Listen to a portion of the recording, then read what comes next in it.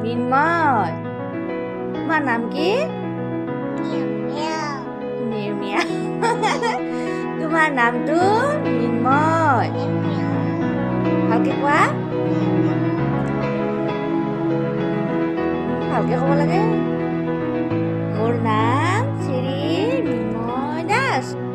কোৱা, তোমাৰ নাম কি? তুমি কি খাই আছা এইটো?